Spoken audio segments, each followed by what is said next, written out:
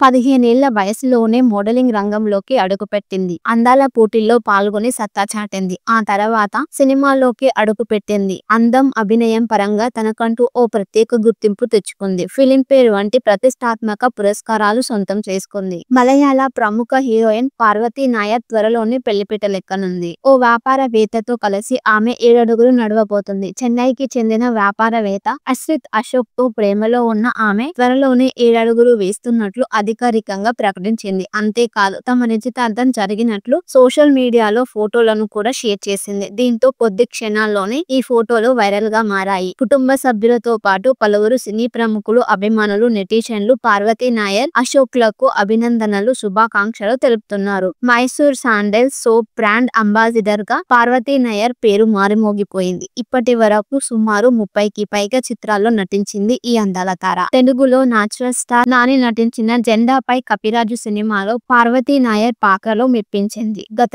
ఏడాదే విజయ్ నటించిన the goat చిత్రంలోనూ ఓ కీలక పాత్రలో మెరిసింది ఈ అందాల తార.